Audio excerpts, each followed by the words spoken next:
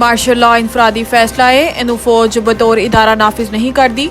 Supreme court ही Zulfikar Ali Bhutto reference से समात जारी है। चीफ जस्टिस काजी फाइजी सदी सरबराहिश 9 रुकनी लार्जर बेंच रेफरेंस की समात कर रहा है। जुल्फकार अली भुट्टो रेफरेंस की समात के मौके पर चेयरमैन पीपल्स पार्टी ते साबिक वजीर खारजा बिलावल भुट्टो जरदारी सुप्रीम कोर्ट पहुंच गए। दौरान समात चीफ जस्टिस ने रिमार्क्स दिते कि साडा असल फोकस आईनी पहलू की तरफ है। मखदूम अली खान ने कहा है कि तमीजुद्दीन खान केस की सुप्रीम कोर्ट ने एक व्यू लिया। जस्टिस मंसूर अली शाह ने रिमार्क्स दिते कि इस केस असल सवाल यह है कि अदालती कार्रवाई प्रोसेस दुरुस्त अपनाया गया या नहीं। हुकूमत साजी असी अपने मौकफ ते डटे हाँ ते नून लीग नू अपनी शराइत ते वोट देवांगे। सुप्रीम कोर्ट के बाहर मीडिया नाल गुफ्तगू के दौरान इलैक्शन मुहिम में नून लीग की मुखालफत के सवाल ते बिलावल भुट्टो जरदारी ने कहा है कि मैं अपनी मुहिम के मुताबिक चल रहा वां।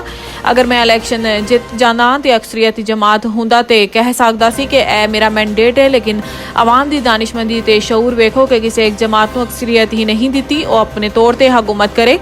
आवाम ने पैगाम दिता है कि मुल्क एक जमात नहीं चला सकती, आपस में बैठ के फैसला साजी करिए। आवाम कह रही है कि जिमें हुकूमत करना है दूसरे लोगों के नाल मिलना पेगा। इन्होंने कहा है कि हकीकत यह है कि आवाम ने ऐसा फैसला दिता है कि जिदे ते हुण मजबूरन तमाम स्टेक होल्डर सियासी जमातों को मिल बैठ के इतफाक करना पेगा ताकि असी ना सिर्फ अपनी जमहूरीत बल्कि पार्लिमानी निज़ाम मुईशत के विफाक नू बचा सकीए।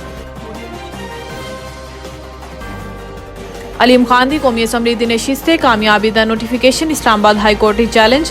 पाकिस्तान तहरीक इंसाफ के हिमायत याफ्ता आज़ाद उम्मीदवार एडवोकेट अली एजाज बटर की जानिब तो इस्तेकाम पाकिस्तान पार्टी के अब्दुल अलीम खान की कौमी असम्बली के हल्का NA 117 तो कामयाबी का नोटिफिकेशन इस्लामाबाद हाई कोर्ट की चैलेंज किया गया।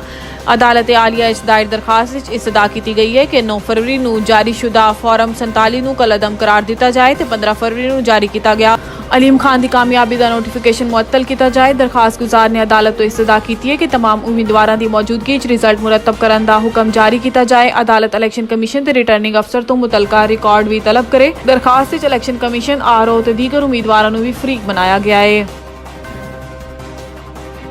आवाम नू बिजली का एक होर झटका देने की तैयारी, मजीद महंगी होने का इम्कान। सेंट्रल पावर परचेजिंग अथॉरिटी की जानिब तो नेपरा कीमत इजाफे लई दी गई दरखास्त से समात नैशनल इलैक्ट्रिक रेगुलेटरी अथॉरिटी 23 फरवरी को करेगी, जिदे एक माह लई बिजली 7 रुपए 13 पैसे फी यूनिट तक महंगी होने का इम्कान है। CPPA की जानिब तो बिजली महंगी करने की दरखास्त नेपरा जमा कराई गई, जिदे इजाफी माह जनवरी की फ्यूल प्राइस एडजस्टमेंट की मद तलब किया गया है। बिजली की कीमत इजाफे की मंजूरी की सूरत सार्फिन ते 66 अरब रुपए तो ज़ायदा बोझ पेगा।